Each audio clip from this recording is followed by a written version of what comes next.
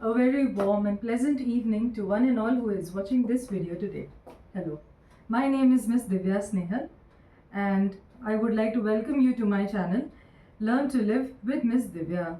This is the second class where we are studying question tags. Yesterday we saw and we understood what question tags actually are and how do they appear in a sentence. We also looked at why do authors or we as human beings use question tags when we are conversing, or what is the function when an author uses question tags in his or her work. Today we shall be discussing the form of a question tag, the actual form or the formula of a question tag, which will take less amount of time. And today we shall also begin with understanding the rules that govern the usage of our question tags. आज हम इस lecture में ये सीखने वाले हैं कि question tags को नियमानुसार किस तरह से सही जगह पे और सही तरीके से इस्तेमाल किया जाए. So without further ado, let's begin the lecture. So we are dealing with the topic question tags.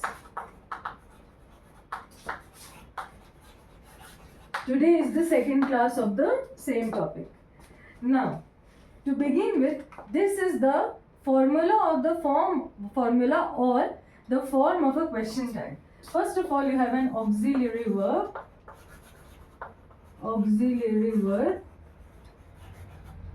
It could be modal auxiliary verbs such as can, could, must, should, need, and so on and so forth, or it could be our helping verb is, am, are, was, were, has, have, and so on and so forth. So किसी भी तरह का auxiliary verb रहेगा plus n apostrophe t plus subject plus the subject. ये हमारा formula है किस चीज का? क्वेश्चन टैग्स का.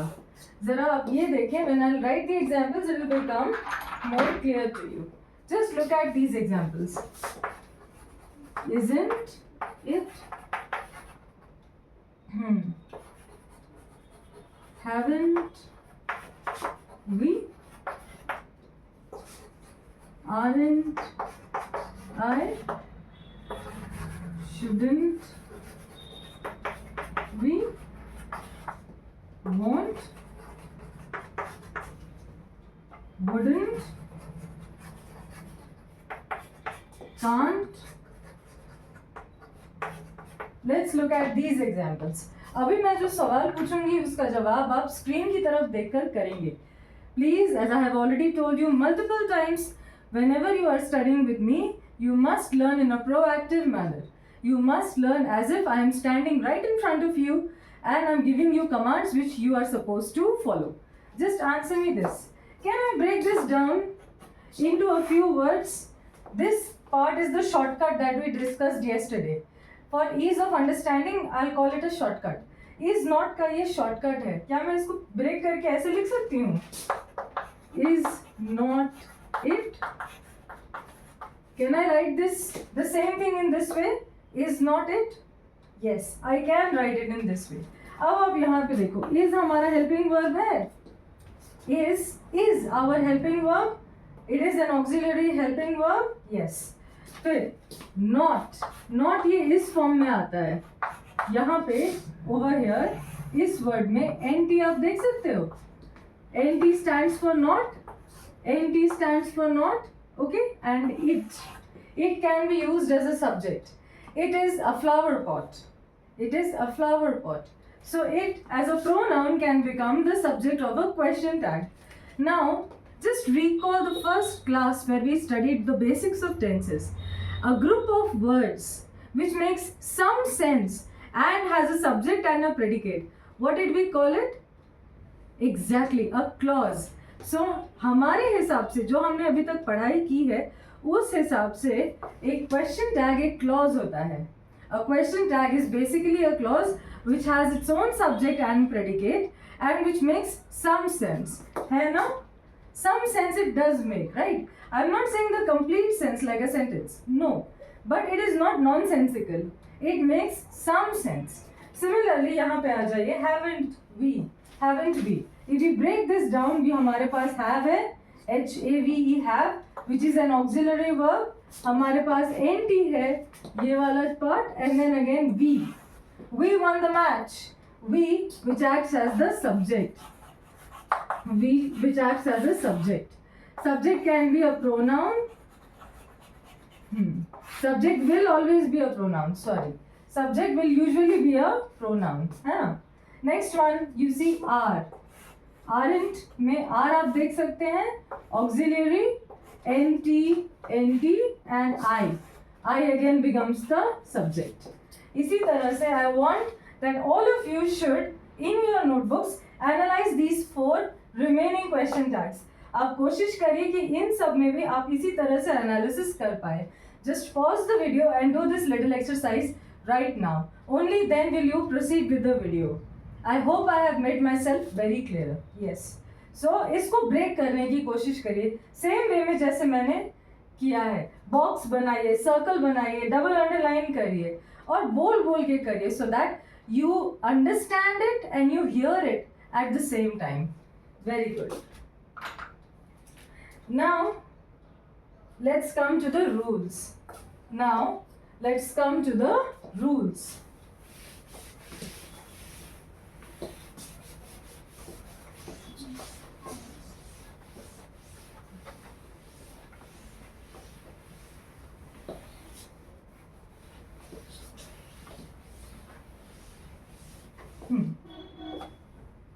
Now let's come to the rules. Okay, but before that we have another exercise to make. Before the rules, let us become more confident in the usage of our question tags. देखिए बच्चों, exams में आपसे कोई rule नहीं पूछेगा. Nobody will ask that what is the second rule related to the question tag. ऐसे सवाल कहीं नहीं आते हैं. लेकिन बिना रूल्स को समझे, अगर हम रूल्स नहीं समझते, उनका ध्यान नहीं रखते, we might end up losing marks because we use words incorrectly or in the wrong places. इसीलिए हमें रूल्स पता होने चाहिए.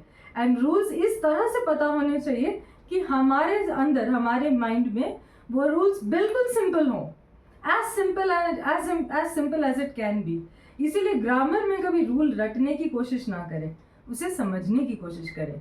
मेरा फंडा ये है, माई principal is this.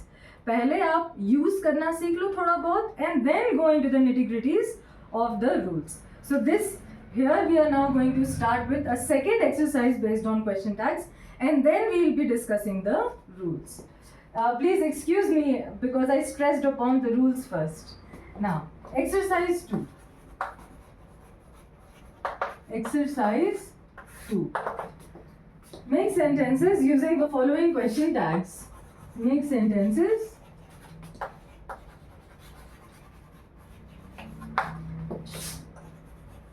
using the following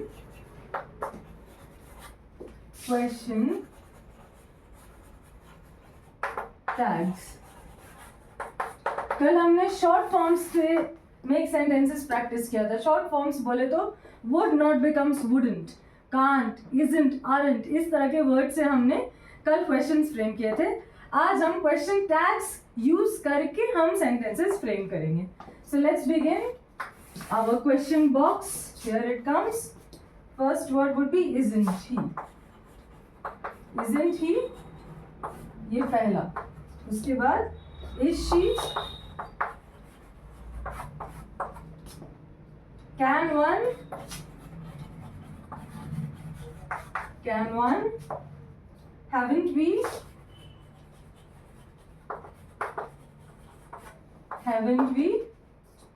had we,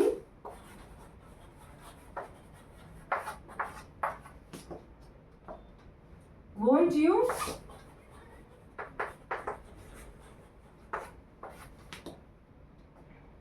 will you,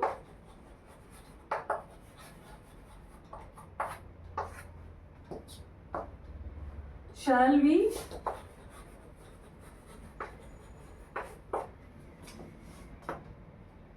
must we,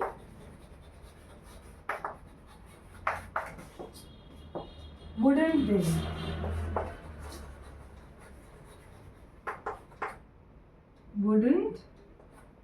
दे। ये मैंने ब्रैकेट्स बनाए हैं सो दैट आप डिस्टिंक्ट क्लियरली देख सको कि इनके साथ हमें sentences बनाने हैं. I have deliberately put all the questions inside brackets so that you can clearly see what is it that we must make our sentences with. So let's begin. बिल्कुल कल की तरह, just like yesterday. I shall also be framing sentences over here. My sentences shall be slightly longer and a little complicated, but don't worry. You must feel free to frame your own sentences. In fact, I want you to frame your own sentences. यहाँ से clause pick कीजिए question tags का और उसे एक sentence में ढालने की कोशिश करिए और फिर उसे आप एआई के थ्रू या अपने टीचर्स मेंटोर्स के थ्रू करेक्ट करवा लीजिए कि आपने सही से सेंटेंस फ्रेम किया है या नहीं. अगर आप नहीं कर पा रहे हैं, अगर आपसे नहीं हो पा रहा है तो भी डरने की कोई बात नहीं है.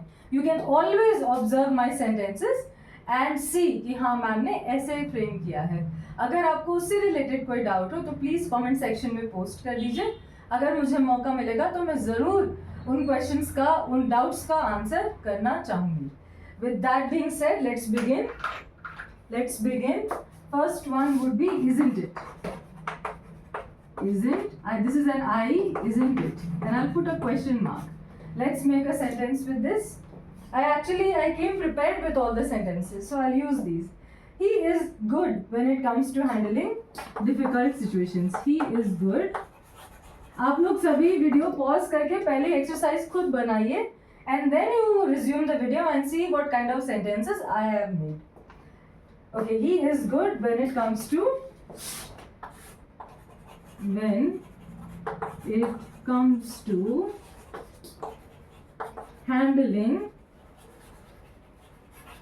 difficult situations.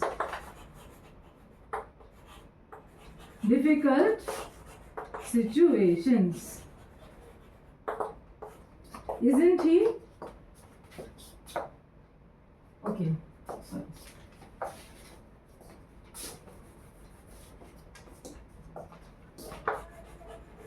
Isn't he?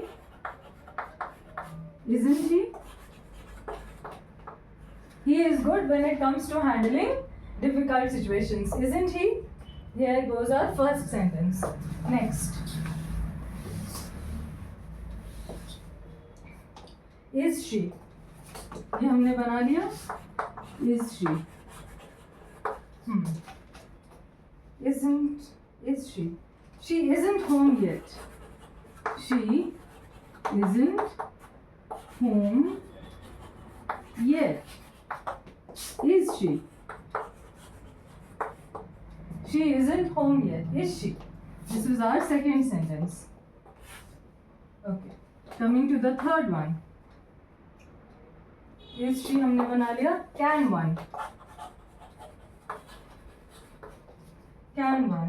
We cannot predict the future. We cannot predict the future. Can we? We cannot predict the future. Can we? Next up.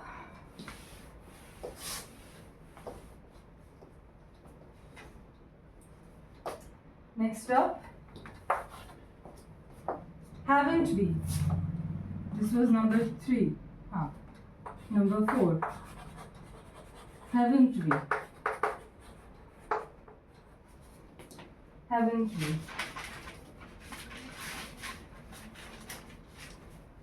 We have tried our best to convince these boys.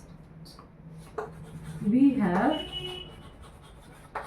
tried our best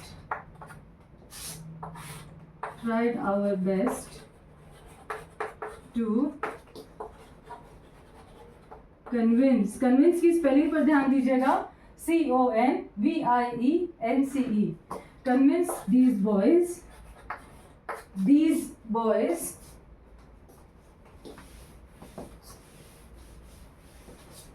to convince these boys to quit smoking.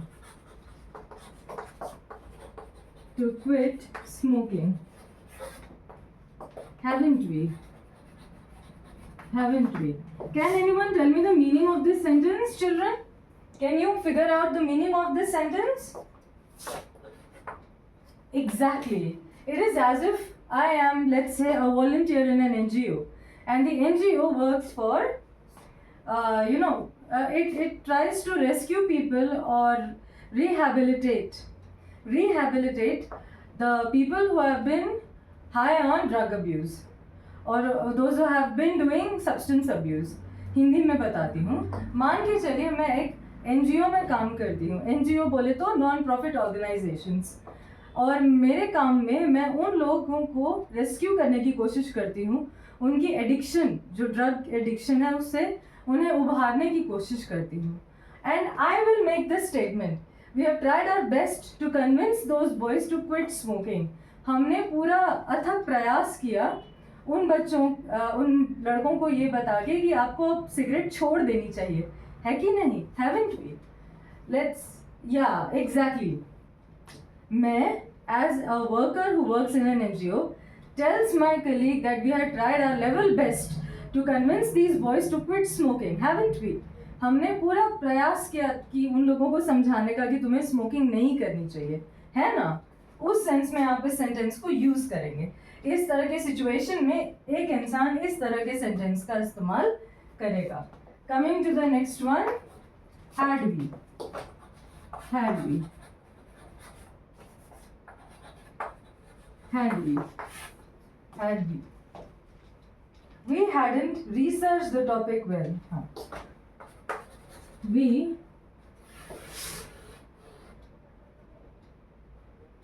एक minute.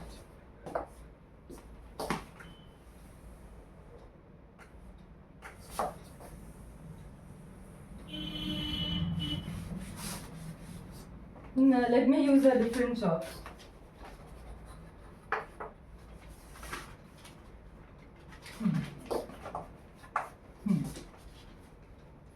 Had we, right? We hadn't researched the topic. Researched. This word is researched. R-E-S-E-A-R-C-H-E-D. Researched the topic well. The topic well before the presentation.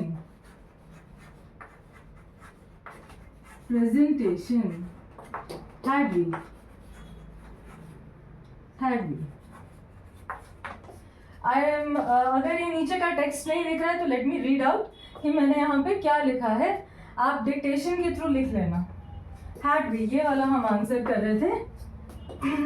The sentence that I framed is this: we hadn't researched the topic well before the presentation, comma, had we?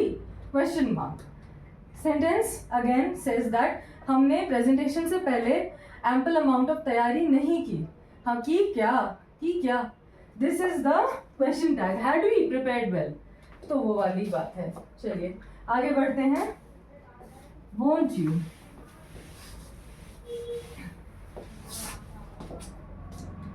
I'm trying to go a little fast, so please keep pace. Won't you? 6. Won't you? You will attend this important event, won't you? You will attend. You will attend. Okay, it looks very dirty.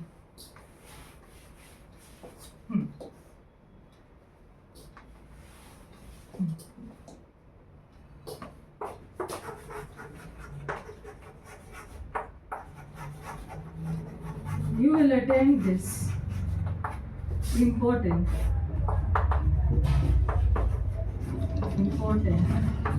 event, won't you? Try to figure out the meaning of these sentences on your own. Try to figure out the meaning of these sentences on your own. खुद से translation, मन में translation करके उसको बोल के देखिए कि क्या आप सही तरीके से ट्रांसलेट कर पा रहे हैं या नहीं.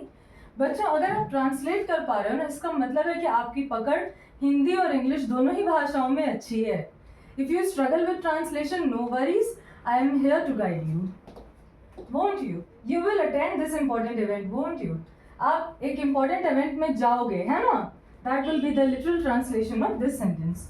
Next one, had we, won't you हो गया. will you,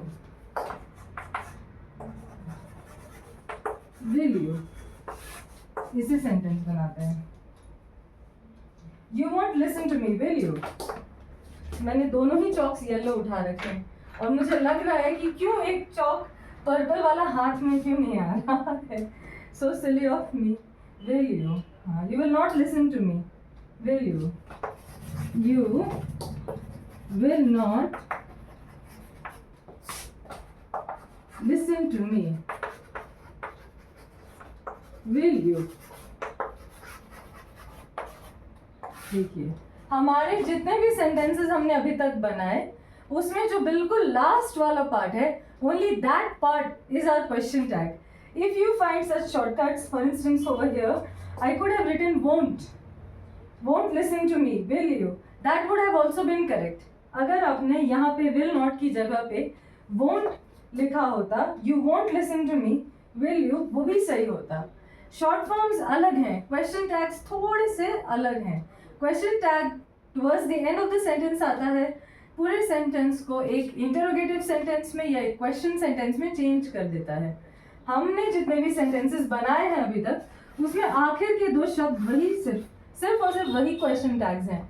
अगर बीच में एक शॉर्ट फॉर्म आता भी है, ओके, जैसे वोंट, कांट, वुडंट, शुडंट, मसंट, अगर बीच सेंटेंस में वो शब्द आता भी है तो भी वो शब्द बीच में आया हुआ शब्द that is not our question tag. Question tag हमेशा always will come towards the end of the sentence. इस बात का हमेशा ख्याल रखिएगा. Okay, moving on. Next, will you हो गया. हाँ, 3 more to go. Okay, shall be.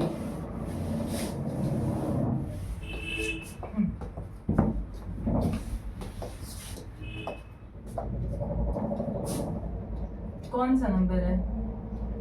8. shall be. We shall welcome those in need with open hearts. We shall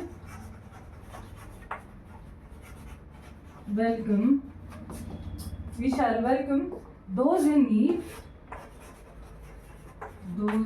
need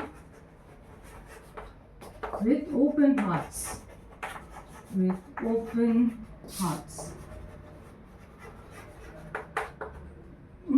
Shall we shall, okay, we shall not welcome those in need with open hearts. Shall we? Now, आप में से कुछ लोग सोच रहे हैं कि ये बहुत मीन सेंटेंस है. We say now that you're so mean, you're so not good. ये वैसा ही सेंटेंस है. Just to make it more clear, इस सेंटेंस का मतलब ये है कि हम उन लोगों को जिन्हें ज़रूरत है हमारी, उनका स्वागत हम नहीं करेंगे खुले दिल से.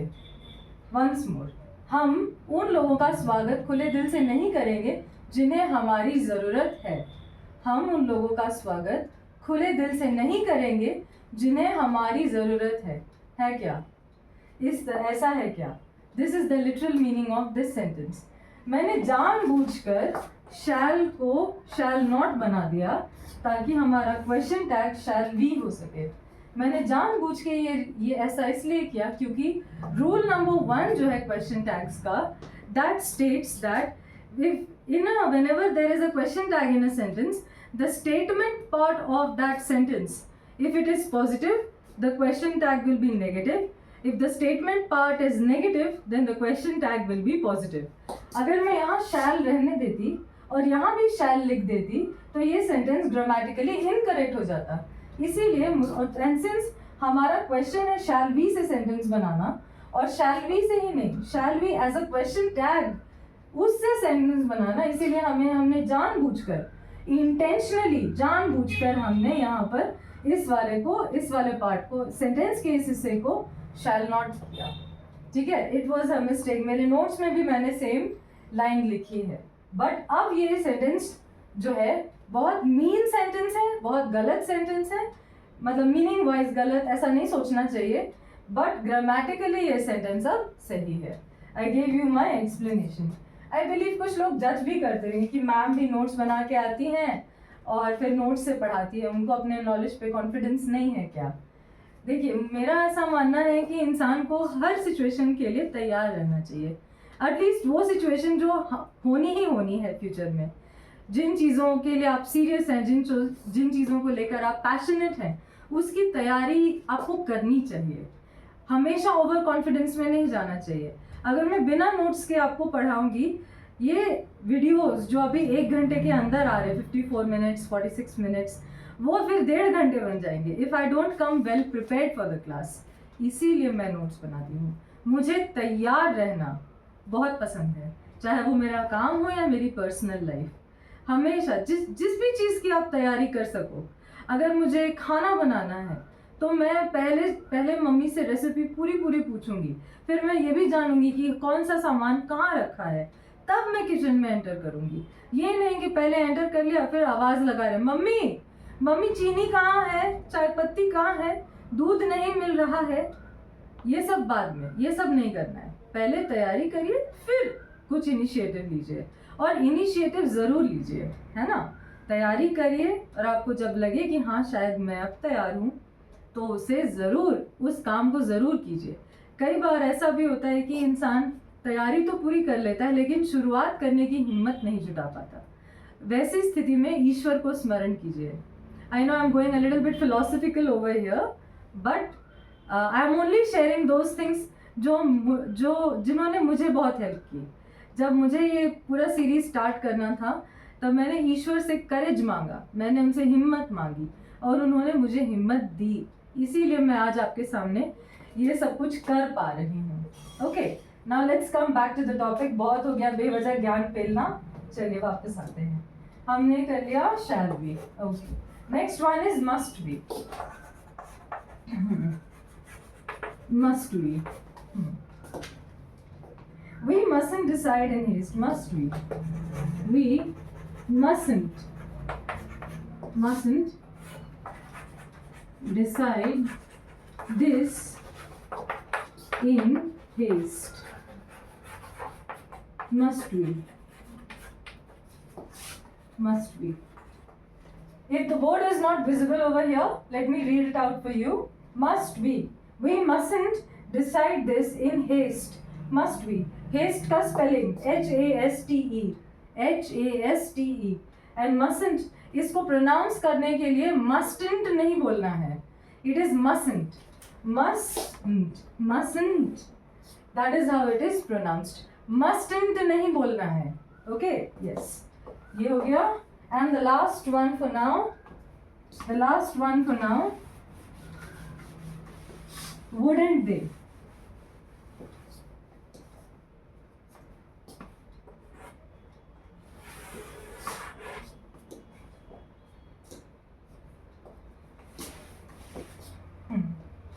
The last one over here, wouldn't they?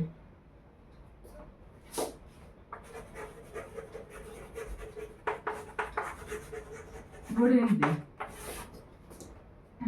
They will listen to and understand our proposal. They will listen to and understand our proposal.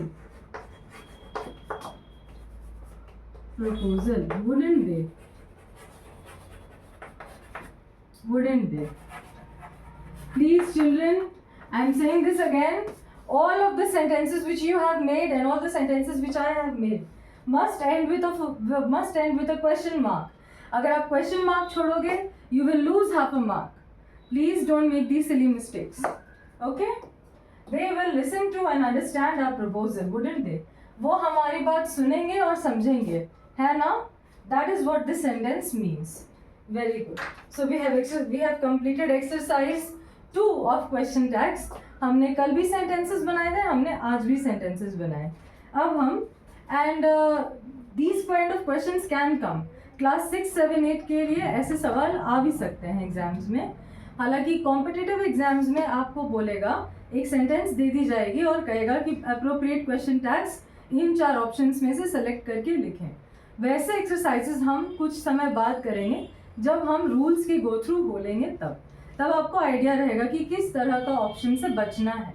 Because competitive exams में ऑप्शंस बहुत क्लोज देते हैं. अगर आपको रूल्स का नॉलेज नहीं है तो आप गलत भर के आ जाओगे, क्योंकि कहीं कहीं पे विल नॉट और विल नॉट एंड वोंट दोनों ही लगेगा कि सही है जवाब है. इसीलिए रूल्स आपके लिए जानना बहुत ज़रूरी है. तो अगर आपने ये सब लिख लिया हो तो हम अब रूल्स डिस्कस करने की तरफ आगे बढ़ते हैं. चलिए रूल्स समझें.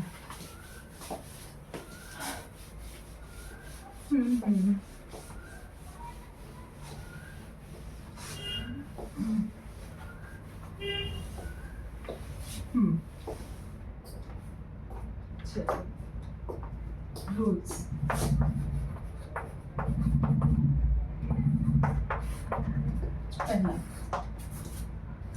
A positive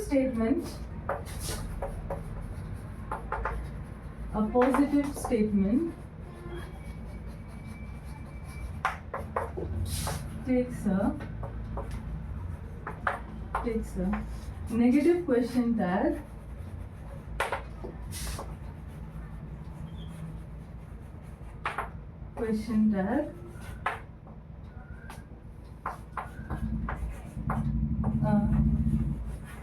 negative statement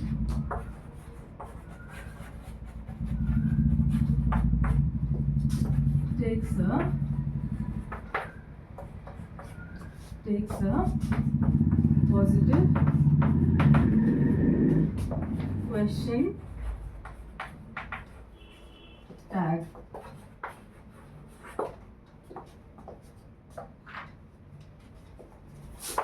For example, it is hot, isn't it?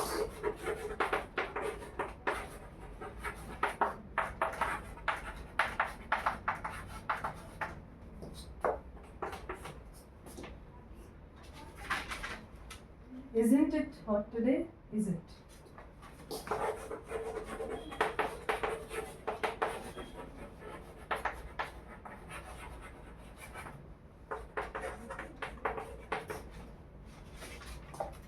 इसे नोट कर लीजिए और मेरी बात अब ध्यान से सुनिए.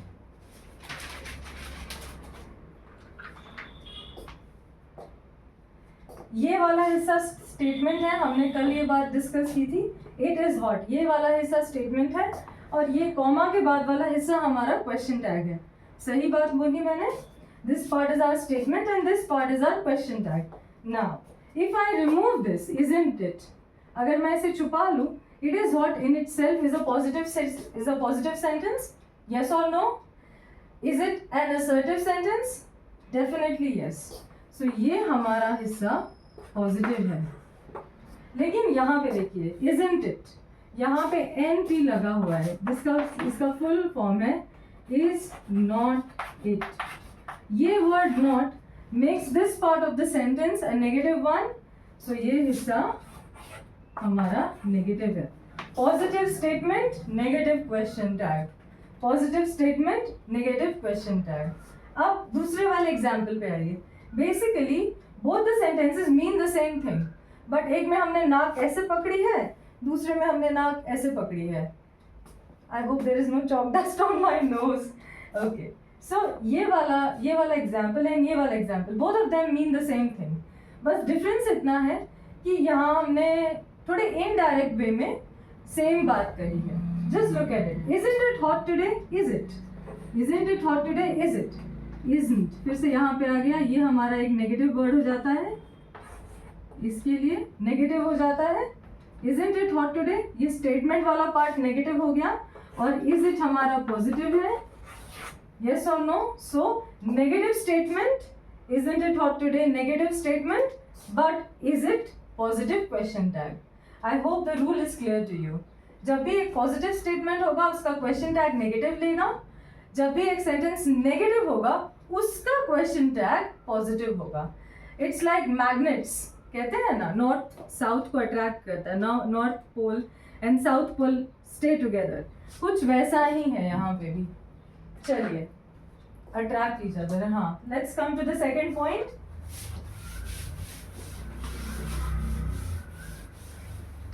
आप में से कोई भी स्क्रीनशॉट्स नहीं लेगा. This class is to be attended as if you are sitting in a live class, as if the teacher is sitting in front of you and teaching you. Nobody, and I forbid everybody from taking screenshots, क्योंकि screenshots आप ले लेते हो फिर वो धरा का धरा रह जाता है. इससे ज़्यादा अच्छा है एक डेढ़ घंटे का टाइम लेके बैठो, धीरे धीरे समझो. जो पार्ट समझ आ गया उसको फास्ट फॉरवर्ड करके पॉज करके समझो, लिखो, आंसर करो. इस तरह से सीखो instead of taking screenshots. Now, second rule number 2. Some words are negative by their very nature. Some words are negative by their very nature. For example, hardly, scarcely, seldom, little, few.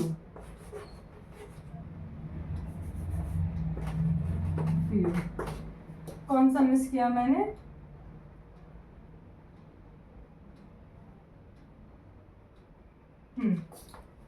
few. Rarely, एक और है. Rarely. Full stop. Such words take a positive question tag. Such words take a positive question tag. EQ, let it be small. Takes a QUESTION question tag. Before we get into the explanation part of this rule, I want to clear something up. आप में से कितने बच्चे हैं जिनको ये दो शब्दों का डिफरेंस नहीं पता?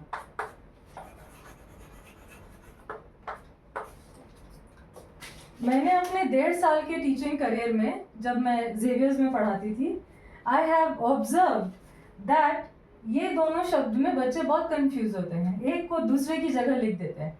तो मैं आज आपको इनका हिंदी में अर्थ समझाने की कोशिश करती हूँ, इन अ होप कि अब आपको एग्जामिनेशन में पता रहे कि कौन सा वाला देर यूज करना है. ये पहला वाला जो देर है, THERE, इसका मतलब होता है वहाँ. This is a there pointing out. Demonstrative adjective, demonstrative pronoun के तरह से this word can be used. जैसे कि he studies there in London, वो वहाँ लंदन में काम करता है. The glass is kept there on the table, glass जो है वहाँ पर टेबल के ऊपर रखा है. तो ये देयर का मतलब होता है वहाँ. When you are pointing out कि आपने वहाँ पे कुछ रखा है या वहाँ कोई पढ़ाई करता है, so on and so fourth. ये वाला देयर जो होता है, ये इसका मतलब उसका होता है. उसका in the sense it is their bag, it is their concern, it is their problem, it is their solution. उनका and anything which will come in bracket. आप कैसे भी ले लो. Let me use this in a sentence. Their water scarcity is their problem, not ours. Water scarcity is their problem, not ours. इस case में आप their use करेंगे. उनका, या उसका, उनका या उसका, उनका या उसका, ठीक है, वो आप देख लेना। आई होप मैंने सही स्पेलिंग लिखी है, अगर मैंने गलत स्पेलिंग लिखी हो तो मुझे बता दीजिएगा, ठीक है। सो ये डिफरेंस होता है। अब आपका होमवर्क है यहाँ पे, जितने बच्चे इंग्लिश में थोड़े से जो लेट ब्लूमर्स हैं, लेट ब्लूमर्स मतलब कि जो फूल थोड़े देर से खिलते हैं, आप भी वैसे ही हो, थोड़े देर से खिलने वाले फूल, लेकिन आप खिलोगे ज़रूर, समय आएगा तो ज़रूर खिलोगे। हमारे लेट ब्लूमर्स जो हैं वो क्या करेंगे, 5-5 सेंटेंसेस इनके बनाएंगे। होमवर्क लिख लीजिए, मैं यहाँ ऊपर लिख देती हूँ। अरे बट मुझे ये भी डिस्कस करना है, अच्छा यहीं पे लिख देती हूँ। Make 5 sentences each। 5 सेंटेंसेस आप बनाओगे, इसके 5 और इसके 5। I hope I have made my self very clear. ज़्यादा लंबा नहीं होगा, 5 to 7 वर्ड्स का sentence will also do, but आप ये काम ज़रूर करोगे घर जाके। समझ आया? चलिए अब हम वापस पॉइंट पर आते हैं। ये रूल हमसे कह रहा है बेसिकली कि कुछ शब्द जो होते हैं ना, वो बाय देयर वेरी नेचर, उनका नेचर ही नेगेटिव होता है। जैसे कि अगर मैं आपसे कहूँ ग्लास में थोड़ा पानी कम है, ग्लास आधी भरी है आधी खाली है, और मैं आपसे ये कहूँ ग्लास में थोड़ा सा पानी बचा है, जो इसका कॉग्निशन बोले तो जो फील आपको आती है इस सेंटेंस से जो आप परसीव करते हो, सिचुएशन को समझते हो, वो थोड़ा नेगेटिव है कि ग्लास को पूरी भरे होनी चाहिए थी बट वो आधा ही भरा है, वो आधा खाली है। आपका ध्यान सबकॉन्शियसली इस फैक्ट पर ज़्यादा जाएगा कि ग्लास जो है वो आधी खाली है। इस सेंस में ऐसा नहीं कि आपने कोई गलत या नेगेटिव वर्ड यूज़ किया हो, ऐसा नहीं है कि आपने कहा कि नहीं ग्लास में पानी नहीं है, ऐसा सेंटेंस आपने नहीं यूज़ किया, लेकिन आपने एक ऐसा वाक्य यूज़ किया जिससे सुनने वाले को पहला ध्यान ये आता है कि अच्छा ग्लास आधी खाली है। तो उसी सेंस में कुछ वैसा ही इन शब्दों के साथ भी है। These words if you can see, hardly, scarcely, seldom, little, few and rarely. मैं आपको एक एक का मतलब बताती हूँ। Hardly, he hardly comes to school any more, sorry he hardly comes to school, शायद ही कभी आता है स्कूल। स्कार्सली, बहुत water is scarcely would B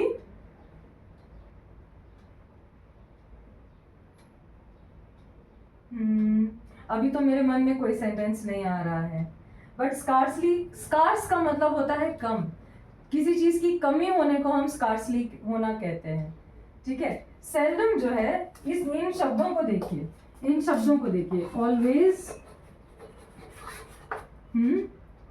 usually, often, seldom and never. आप इन 5 शब्दों को ऑब्जर्व करिए। हमेशा, ऑलवेज का मतलब होता है हमेशा।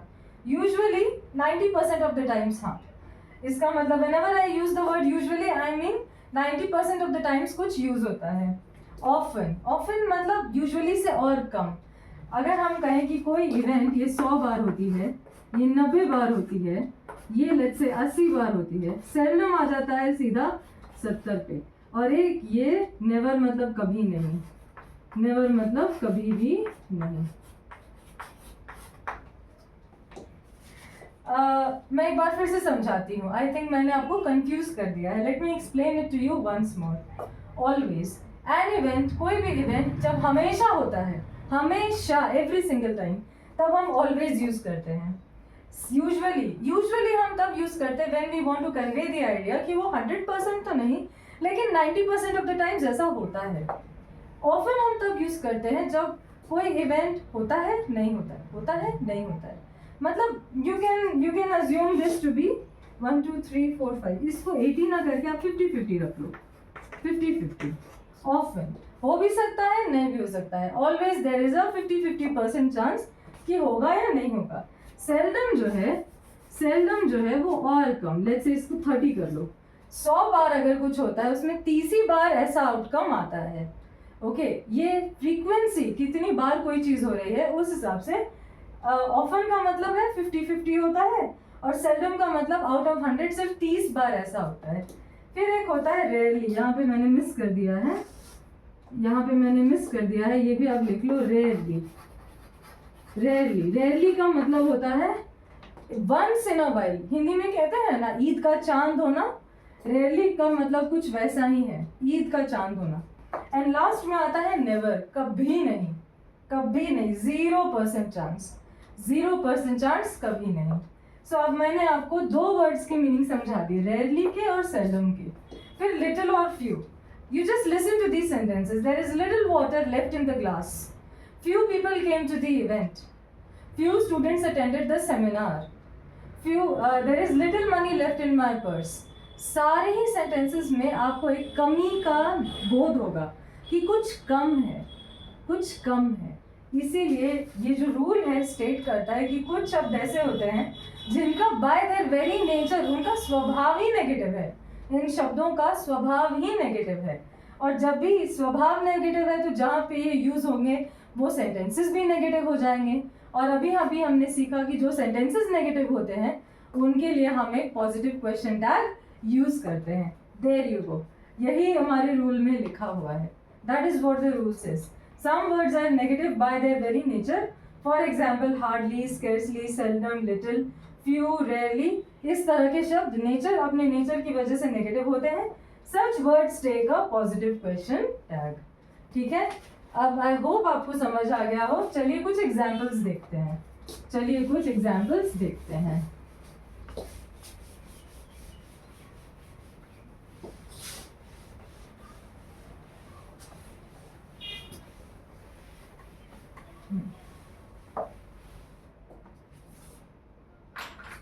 फॉर एग्जाम्पल, पहला, few people knew the correct answer. Few people knew the correct answer. चलिए, दूसरा है it rains scarcely here. चलिए, it rains scarcely here. Few people knew the correct answer. Didn't they? यहाँ तो मैंने छोड़ दिया. Didn't they? It rains heavily here. Scarcely here. Sorry. Does it?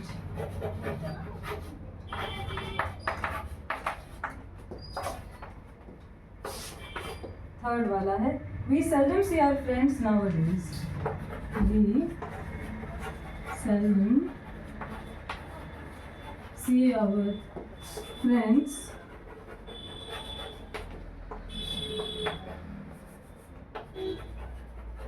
nowadays. We seldom see, do we?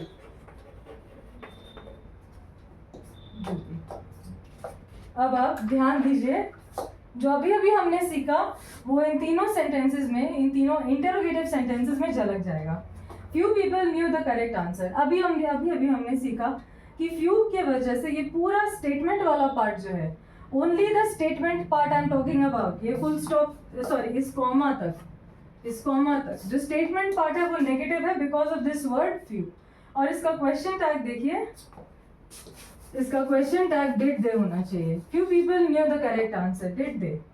ये did they positive है क्योंकि ये word negative है, ये वर्ड नेगेटिव है, इस पूरे स्टेटमेंट पार्ट को नेगेटिव बनाता है, इसीलिए जो क्वेश्चन टैग वाला हिस्सा है वो पॉजिटिव होगा। Next sentence, it rains scarcely here. यहाँ बहुत कम पानी की, यहाँ बहुत कम वर्षा होती है। इट रेन्स स्कार्सली हियर, यहाँ बहुत कम वर्षा होती है ना। सो हमने स्कार्सली यूज किया जो एक नेगेटिव वर्ड है, नेगेटिव कॉग्निशन वाला वर्ड है। एंड डज इट हमारा पॉजिटिव क्वेश्चन टैग है। तीसरे में भी देखिए, सेल्डम नेगेटिव वर्ड है जो पूरे स्टेटमेंट वाले हिस्से को नेगेटिव बना देता है, लेकिन डू वी एक पॉजिटिव क्वेश्चन टैग है. So you see this rule plays out. ये बिल्कुल पहले रूल जैसा है, बस इस रूल में हमें ये बताया गया है कि कुछ शब्द ऐसे होते हैं जो एक स्टेटमेंट में यदि आ जाएं तो वो स्टेटमेंट का मीनिंग थोड़ा नेगेटिव कर देते हैं, इसीलिए उनके साथ एक पॉजिटिव क्वेश्चन टैग इस्तेमाल किया जाता है. बस इतनी सी ही बात है. चलिए आगे बढ़ते हैं. आगे बढ़े या छोड़ दिया जाए? आगे बढ़े या छोड़ दिया जाए? ऐसा करते हैं, आज जो आपने सीखा उसे डाइजेस्ट कीजिए. मैं आपको एक और होमवर्क दे रही हूँ और फिर हम ट्रांसलेशंस की तरफ चलेंगे, बिकॉज आई कैन सी कि काफ़ी देर हो गई है. ओके, आज हम ज़्यादा ओवरलोड नहीं करेंगे, धीरे धीरे हम लोग सीखते चलेंगे. चलिए, आपका होमवर्क ये है कि आप यू विल फ्रेम 10 sentences. ये होमवर्क है. You will frame 10 sentences using various question tags. 5 positive question tags and 5 negative question tags. अगर आप पॉजिटिव क्वेश्चन टैग्स वाला यूज कर पा रहे हैं ना अपने सेंटेंसेस में, तो आप मान सकते हैं कि आपका पकड़ हो गया है, आपके बेसिक्स क्लियर हैं. यदि आप इस क्वेश्चन को कर पाते हैं तो इसका मतलब साफ शब्दों में यही है कि आपकी पकड़ है क्वेश्चन टैग्स पे, इवन दो आपने रूल सारे नहीं सीखे तो भी, और वो अपने आप में एक अचीवमेंट है. अब जो बच्चे कल ये करके लाएंगे वो मुझे कमेंट सेक्शन में बताएंगे एंड मैं उनके लिए तालियां बजाऊंगी. मैं उन बच्चों के लिए भी तालियां बजाती हूँ जो फर्स्ट क्लास से मेरे साथ जुड़े हुए हैं. A huge round of applause to all the students who attend the class and who do the works that I give them. Proud of you children, always proud of you. चलिए अब आते हैं हमारे ट्रांसलेशंस पे. Of course मैं नहीं भूली, मैं टीचर हूँ, मैं कैसे भूल सकती हूँ. चलिए ट्रांसलेशंस देखते हैं. ओके, पहले जो पिछले दिन का ट्रांसलेशन था उसका आंसर की मैं आपको बता देती हूँ.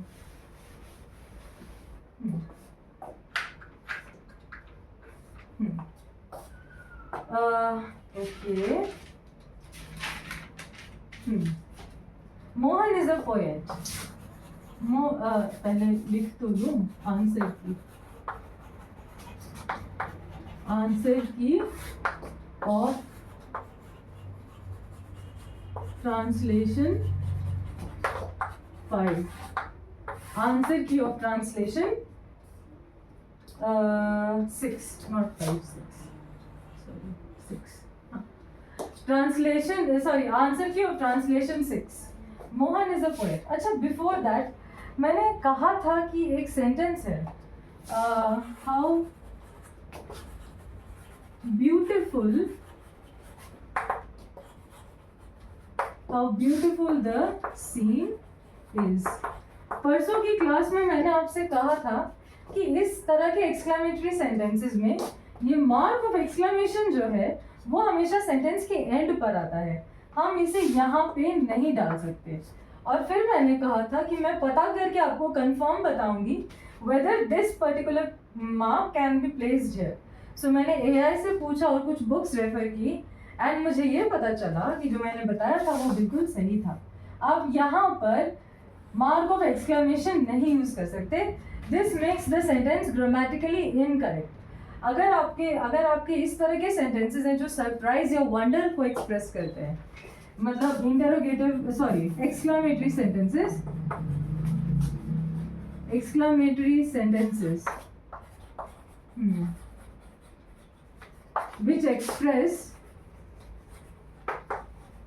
which express wonder, excitement or surprise or surprise will take a mark of exclamation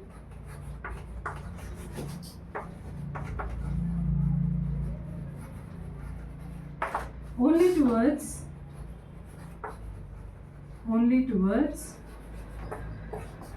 the end of a sentence.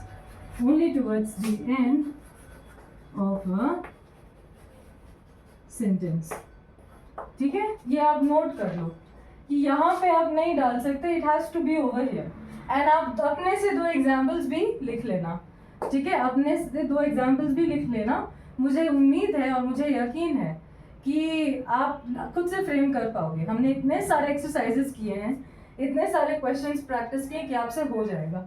कोशिश करिए बस, है ना. चलिए अब वापस से आंसर की पर आते हैं.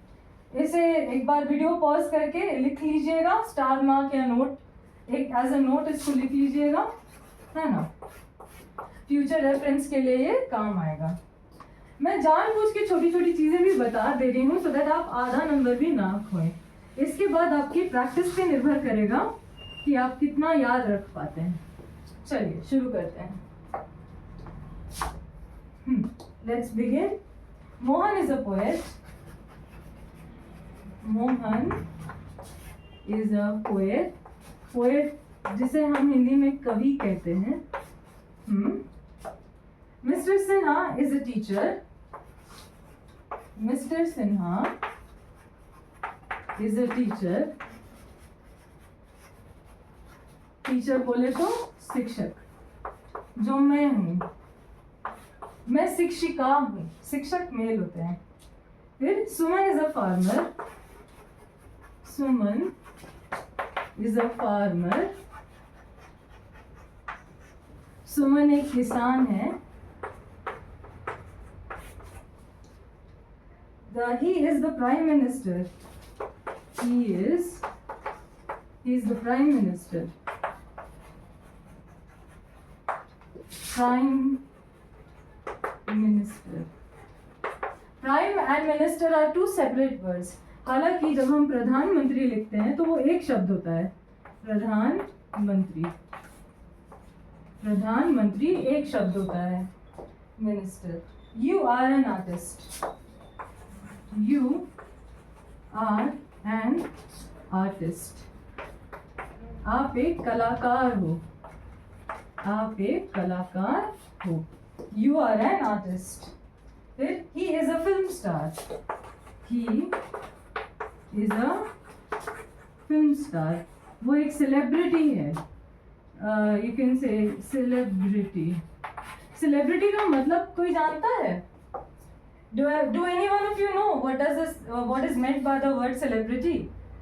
It says जिसका एग्जिस्टेंस हम सेलिब्रेट करते हैं वो एक सेलिब्रिटी होता है. जिस इंसान का एग्जिस्टेंस, द फैक्ट कि वो इस धरती पर है, ऐसे लोग जिनका एग्जिस्टेंस हम सेलिब्रेट करते हैं, उन लोगों को सेलिब्रिटी कहा जाता है. चलिए, फिल्म स्टार हो गया. You are a lawyer. You are a lawyer. Lawyer बोले तो वकील. बिल्कुल सही. हिंदी मीडियम वाले बच्चे प्लीज ध्यान देंगे. जहाँ जहाँ पे भी मैंने अलग अलग प्रोफेशंस का नाम लिखा है वो आपको मदद करेगी. चलिए आगे बढ़ते हैं. वकील हो गया. Suresh is an officer. Suresh is an officer. Suresh एक ऑफिसर है. ऑफिसर तो पदाधिकारी होता है. पदाधिकारी मतलब एक ऐसा व्यक्ति जो एक पद पर है. पद बोले तो एक पोस्ट पर है. somebody who is on a post can be called as a पदाधिकारी. पद प्लस अधिकारी, उस पद का अधिकार है उनके पास. सो पदाधिकारी. I am so sorry. Next one. वकील हो गया. Officer. Ramesh is a magician. Ramesh is a magician. Magician. और आप इसको विजर्ड भी लिख सकते हैं. हालांकि विजर्ड हैरी पॉटर के यूनिवर्स में हम लोग कहते हैं विजर्ड या मैजिशियन, जादूगर। जादूगर। अभी कुछ बच्चों के वो माइंड में वो सॉन्ग प्ले हो जाएगा, जादूगर। मुझे भी पूरा सॉन्ग का नाम नहीं पता, बट जादूगर नाम का एक सॉन्ग भी है, थोड़ा रैप वाला सॉन्ग है शायद, as far as my memory goes. ठीक है, आगे बढ़ते हैं। चलिए, विजर्ड जादूगर हो गया। Mister Prasad is a novelist. Mister Prasad is a novelist. Novelist बोले तो उपन्यासकार। कितने लोगों को पता है कि उपन्यास क्या होती है? कल भी मैंने पूछा था उपन्यासकार किसे कहते हैं? बिल्कुल सही, जो एक उपन्यास लिखता है। एंड व्हाट इज एन उपन्यास? उपन्यास इज अ नॉवेल। नॉवेल को हिंदी में उपन्यास कहा जाता है। और उपन्यासकार वो व्यक्ति जो एक नॉवेल को लिखता है, जो कि एक नॉवेलिस्ट है। चलिए, he is a minister. He is a minister. Minister कौन हुए? मंत्री। बिल्कुल सही, मंत्री। He is a minister. You are a Brahmin. You are a ब्राह्मण। ब्राह्मण, MIN, ये सही है। यू आर अ ब्राह्मण। इसको मैं थोड़ा समझाऊंगी भी, रुक जाइए। मैंने अंडरलाइन इसलिए किया है ताकि मुझे याद रहे कि मुझे ये पॉइंट्स थोड़े से डिस्कस करने आपके साथ। चलिए, ब्राह्मण। उसके बाद ही is a Hindu. He is a Hindu. He is अ हिंदू। ये H है, टेबल जैसा, कुर्सी जैसा लग रहा है, बट ये H है। उसके बाद I am a Bihari. I am a Bihari, ये R है। I am a Bihari. He is a Punjabi. He is अ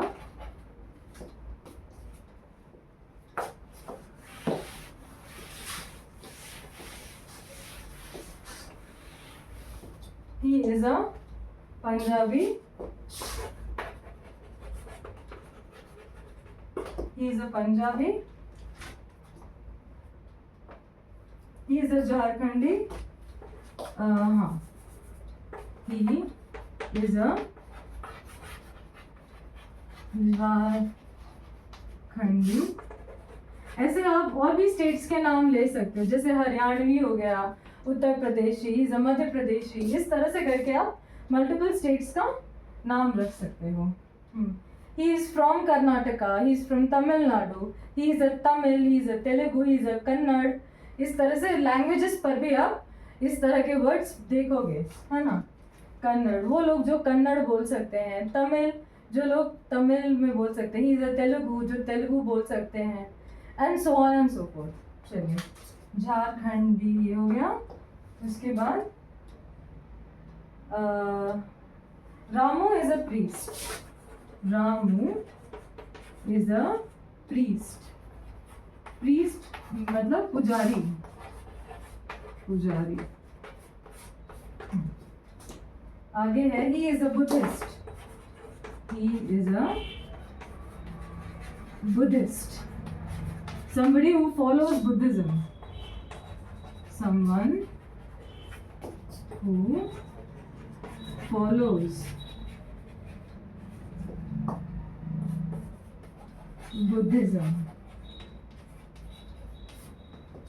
फिर है he is a Buddhist. ये तो मैंने लिखा। He is Gautam Buddha. He is Gautam Buddha. Buddha. He is Gautam Buddha. फिर you are an author. Last line. You are an author. ना video को pause करके आप इस पूरे आंसर को मैच करिए, इन वर्ड्स को अगर आप चाहें तो सेपरेटली लिख लीजिए, कुछ है जो मुझे समझाना है।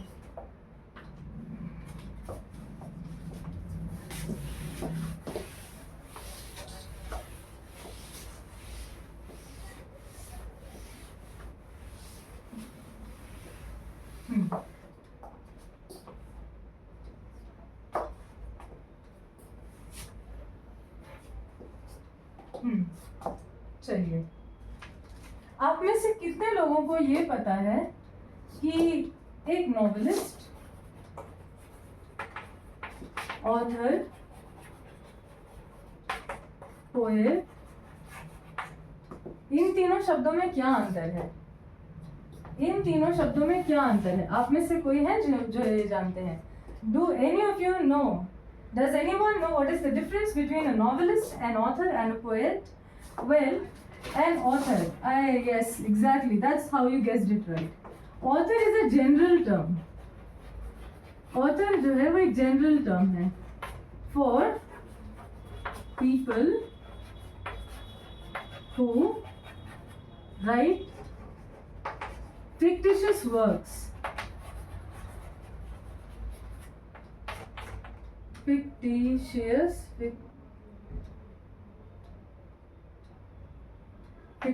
works. वो जो मन में कहानियां गढ़ते हैं वो ऑथर कहलाते हैं। वो कहानियां शॉर्ट स्टोरीज भी हो सकती हैं, लॉन्ग स्टोरीज हो सकती हैं, नॉवेल्स हो सकती हैं, नोवेला हो सकती हैं। तो उसके लिए एक जनरल टर्म है ऑथर। ऑथर एक जनरल टर्म है। लेकिन जब हम बोलते हैं novelist, then we narrow it down. We are narrowing down to those authors who write novels. Those people, या फिर वो authors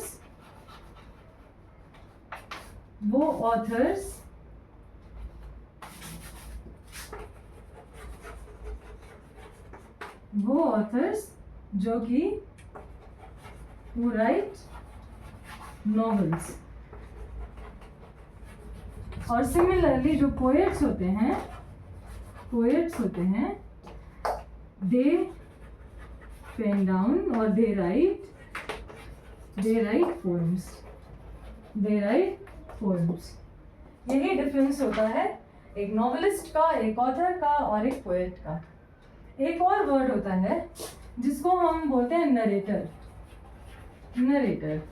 अब ये नरेटर किस खेत की मूली है या किस चिड़िया का नाम है नरेटर? कई बार कहानियों में आपने देखा होगा कि एक व्यक्ति है और वो अपने पॉइंट ऑफ व्यू से कहानी सुना रहा है। यूजुअली जो फर्स्ट पर्सन पर्सनल प्रोनाउंस होते हैं, I, we went to the market and we saw a particular scene, and then वो अपनी कहानी रचता है एज इफ उसने वो इवेंट, वो घटना देखी हो। तो वो इंसान जो अपनी कहानी खुद बता रहा है using the personal pronouns I and we, वो व्यक्ति जो है वो नरेटर बन जाता है। नरेटर और ऑथर फिर एक ही इंसान हो जाता है ना? क्योंकि वो कहानी लिख भी रहा है और वो उस कहानी का साक्षी भी है। उसके सामने वो कहानी रची गई या घटित हुई और फिर उसने उसे लिखा और पब्लिश करा दिया। समझे आप? तो नरेटर वो होता है। कुछ कहानियाँ ऐसी भी होती हैं। I am addressing to students of class 8, ध्यान से सुनिए। कुछ कहानियाँ ऐसी भी होती हैं जहाँ पे नरेटर और ऑथर अलग होते हैं। जो ऑथर है वो एक ओमनिसिएंट वॉइस है, बोले तो एक ऐसी आवाज़ जो ऊपर से कहानी को देख रही है। वो अपना जिक्र कहीं भी नहीं करते हैं। जो नरेटर, इस तरह के जो ऑथर्स होते हैं, सॉरी नॉवेलिस्ट्स होते हैं या ऑथर्स होते हैं, वो एक स्टैंड पॉइंट से पूरी कहानी ऑब्जर्व कर रहे होते हैं। वो खुद कहानी का हिस्सा नहीं है। उनकी कहानी में एक और कैरेक्टर है जो कि नरेटर है।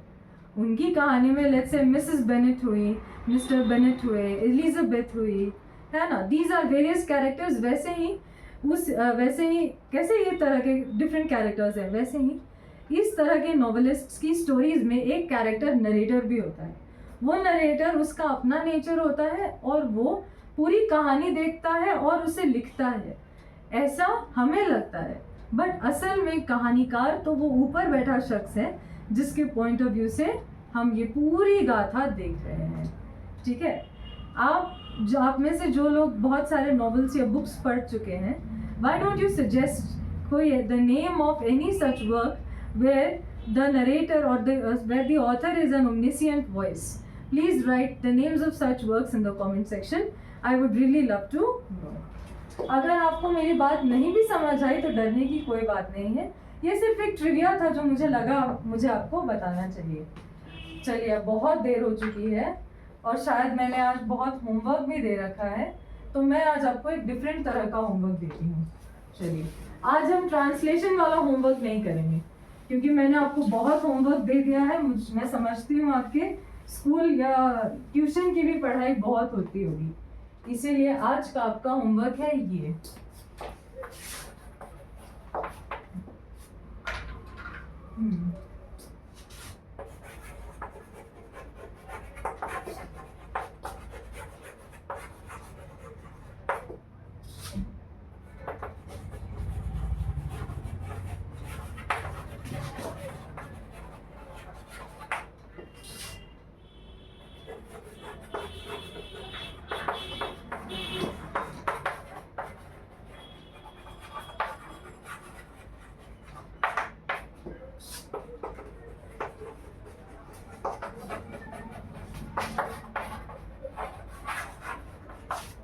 चलिए, मैं आपको समझा देती हूँ कि आपको आज करना क्या है.